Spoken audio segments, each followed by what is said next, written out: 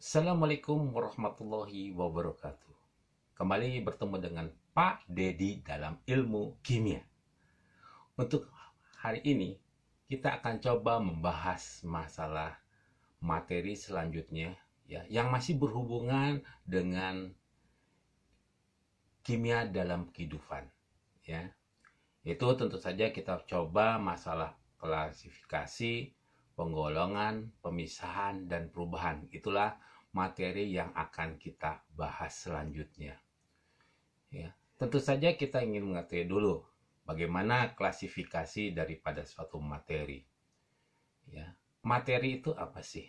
Ya, materi itu adalah segala sesuatu yang mempunyai massa dan menempati ruang. Pokoknya segala sesuatu yang mempunyai massa dan menempati ruang itu disebut dengan materi. Walaupun sekecil apapun. Misalnya semut. Semut, dia punya massa nggak? Dia punya ruang nggak untuk dia bergerak? Ya. Semut punya massa, semut punya ruang. Maka semut dikatakan juga adalah materi. Pokoknya, ya segala sesuatu yang mempunyai massa dan menempati ruang itu disebut dengan materi. Nah, selanjutnya, tadi katakan adalah massa. Massa itu apa? Massa itu menyatakan jumlah materi yang menyusun suatu benda. Jadi benda itu disusun, ya, benda itu disusun oleh suatu partikel-partikel, maka disebut dengan ya nyatakan adalah massa. Ya, misalnya di sini digambarkan adalah pesawat ulang-alik Challenger, ya, buatan Amerika.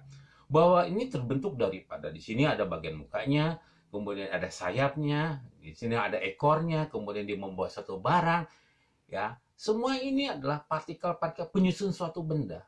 Partikel-partikel penyusun benda disusun seperti manusia. Manusia tersusun dari apa? Ada tangan, ada telinga, ada mulut, ada hidung, gitu. Itu susunan-susunan sehingga terbentuklah namanya adalah manusia itu sendiri. Ya. Kemudian berat. Berat menyatakan besar gravitasi yang dialami oleh benda dengan massa tertentu. Ya, jadi beda, massa dengan berat itu berbeda. Karena berat itu adalah dipengaruhi oleh gravitasi. Ya, kita kenal W sama dengan mg, massa kali gravitasi. Jadi kalau namanya massa, dimanapun kita berada, ya itu akan sama. Ya, misalnya saya pergi ke bulan, ya tetap tangan saya ada dua, kuping saya ada dua, hidung saya ada satu, mulut saya ada satu, tidak berkurang. Tetapi beratnya berbeda. Karena apa? Karena di bulan 1/6. Andai kata berat saya adalah 60 kilo. Ketika ditimbang di bumi, kemudian ketika ditimbang di bulan, beratnya beda. Jadi 1/6-nya berarti 10 kilo. Maka tidak aneh kalau misalnya saja kalau misal di bulan berjalan bulan seakan-akan terapung. Kenapa? Tekanan kita yang biasa menekan seberat 60 kilo, sekarang Anda 10 kilogram. Ya. Kemudian kita lihat penggolongan-penggolongan dari suatu materi. Jadi materi ini terdiri daripada zat murni dan campuran.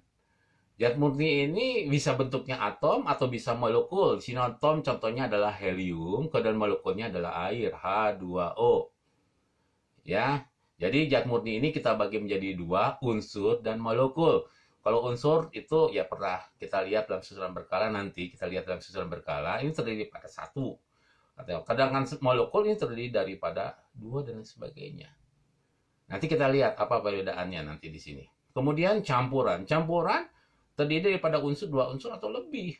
Untuk dua senyawa atau lebih. Maka campuran itu kita bagi menjadi campuran homogen dan campuran heterogen. Homo itu sejenis.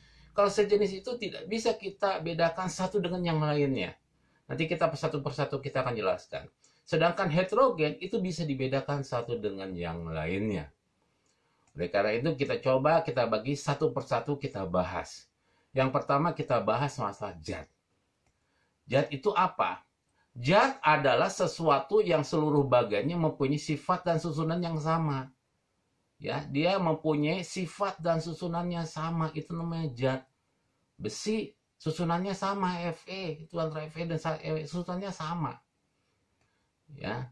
Kemudian contohnya juga zat itu adalah air. Air itu mempunyai perbandingan dimanapun air itu 1:8. Jadi perbandingan antara hidrogen dan oksigen adalah 1:8 dimanapun. Kalau bukan perbandingan 1:8 itu bukan air. Kemudian unsur. Unsur adalah zat tunggal yang tidak dapat dipisahkan melalui reaksi kimia biasa. Ya, dulu orang mengatakan, waduh bagaimana kita merubah? Kita merubah besi menjadi emas karena harga emas begitu mahal, kita rubah bagaimana? Kalau misalnya saja besi dirubah dengan emas, itu tidak mungkin bisa terjadi. Karena beda. Antara besi dan emas itu berbeda sekali. Ya. Selanjutnya kita akan bahas juga dalam masalah senyawa. Senyawa adalah hasil persenyawaan dua atau lebih unsur. Ya. Senyawa adalah dua atau lebih unsur. Sifat khas senyawa mempunyai susunan tetap. Senyawa mempunyai sifat berlainan dengan sifat unsur-unsur berbentuknya. Contohnya tadi air. Air hidrogen ditambah dengan oksigen itu beda banget. Dan itu tidak ada. Sifat-sifat dari hidrogen oksigennya tidak ada. Maka dia menjadi satu saja yang kita namakan dengan air. Ya. Kemudian kita lihat juga yang lainnya adalah campuran. Campuran adalah materi yang terdiri dua unsur atau lebih. Ya. Ada unsur campurannya, campuran homogen. Homogen saya katakan adalah sejenis. Ya, homogen sejenis. Jadi tidak bisa membedakan satu dengan yang lain homogen. Ya, contohnya air ditambah dengan gula. Coba kita campuran ini air nih, ini ada gula, kita campurkan seperti itu. Kemudian kita aduk-aduk. Setelah aduk-aduk kita tentukan mana air, mana gula. Nggak bisa. Tidak bisa dibedakan satu dengan yang lain. Ya, tapi sifat campuran itu dia sifatnya sama, masih ada. Rasa airnya ada, rasa gulanya ada. Ya. Itu campuran homogen. Kalau campuran heterogen, campurannya bisa kita bedakan. Misalnya air kita campur dengan minyak, kita bisa lihat mana air dan mana minyak. Ya. Dan campuran sifat zatnya masih nampak. Ya, tadi saya katakan masih nampak. Air ditambah gula, rasa airnya masih ada, gulanya masih ada. Ya. Kemudian kita lihat bagaimana kita memisahkan daripada suatu materi. Ya, kita coba bagaimana memisahkan materi. Ada beberapa cara untuk memisahkan materi. Yang pertama adalah kristalisasi. Ya, kristalisasi. Pembuatan kristal, pengkristalan suatu zat melalui proses penguapan. Bisa digambarkan di sini.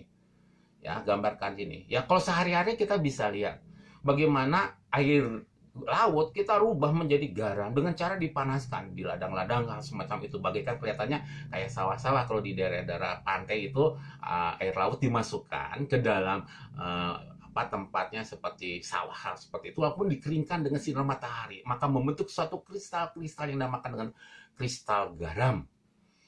Ya, kristal garam. Ya. Kemudian destilasi adalah cara pemisahan zat-zat cair berdasarkan perbedaan titik didih. Ya, jadi semua zat itu mempunyai titik didih yang berbeda. Tadi kalau air dengan minyak bagaimana kita pisahkan? Dia punya titik didih yang berbeda. Air mempunyai titik didih 100 derajat Celcius, sedangkan minyak di bawah 100 derajat Celcius. Maka untuk memisahkan digunakan dengan cara destilasi. Ya, nanti yang lebih besar lagi kita coba dengan destilasi bertingkat. Bagaimana pemisahan misalnya minyak bumi. Nanti kita akan bahas lebih lanjut lagi yang lebih menarik lagi hal semacam itu. Ya. Kemudian kita coba lagi, ya, pemisahan apa lagi nih yang kita lakukan di sini? Ya, pemisahan ya. Ada dengan penyaringan. Ya, ada penyaringan. Penyaringan adalah pemisahan campuran heterogen berdasarkan perbedaan ukuran partikel yang cukup besar. Kalau cukup besar kita bisa melakukan dengan penyaringan. Ya, misalnya kita yang paling simpel aja, kita mau misalnya saja memisahkan santan dengan hampas kelapanya, kita saring karena ukuran santan dengan hampas kelapanya begitu besar. Itu dikatakan dengan cara penyaringan. Ya. Kemudian kromatografi adalah pemisahan zat-zat yang berdasarkan daya serap. Ya, ya di sini kita gambarkan di sini. Bisa kita lakukan ini.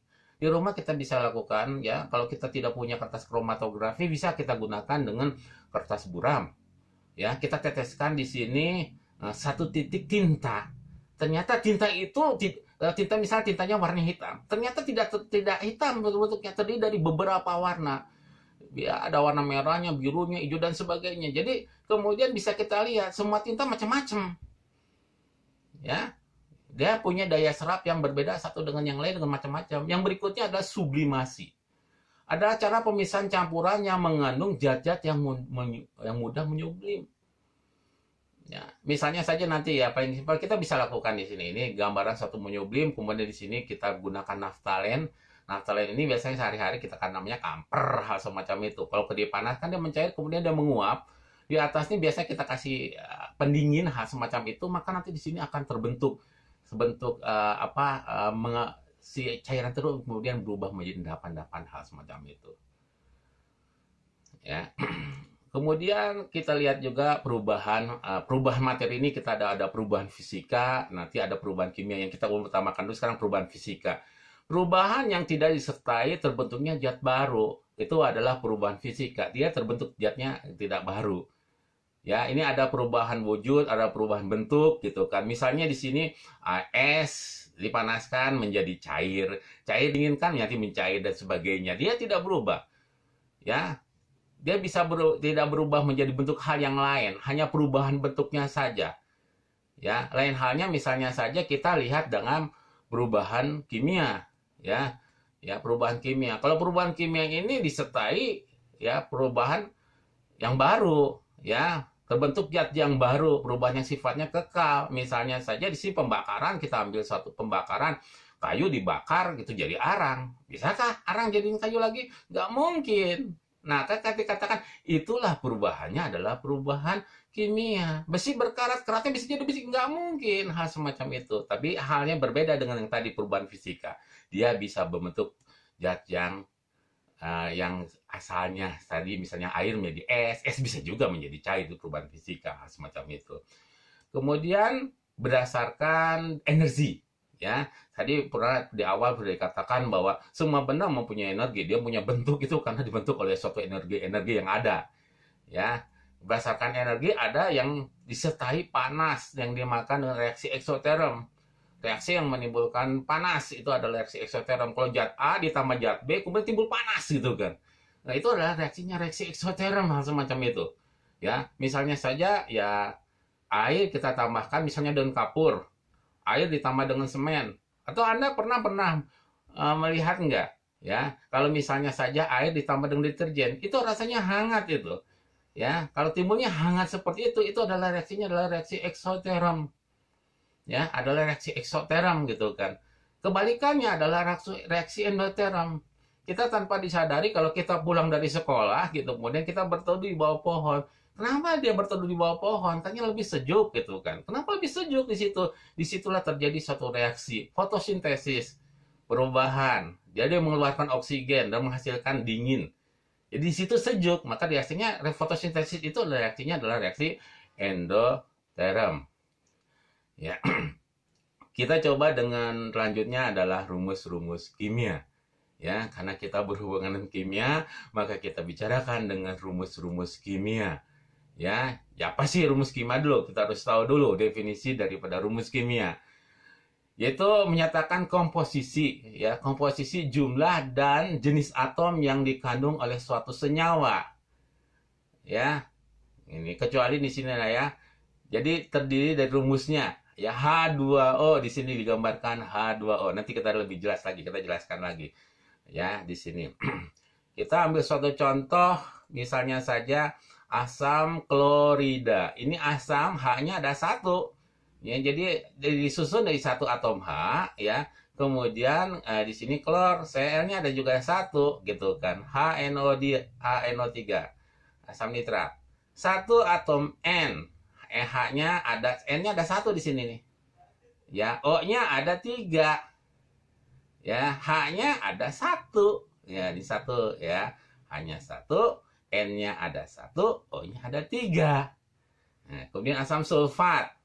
H2SO4, H-nya ada 2. Atom 2 atom H. Ada 1 atom S. Ada 4 atom O. Ya, kita lihat lagi yang lain lagi. Ya, kita lihat lagi yang lain lagi, yang kompleks lagi. Nah, sini kalsium hidroksida, CaOH 2 kali. Ca-nya ada 1, karena 2 kali O-nya ada 2. H-nya ada 2.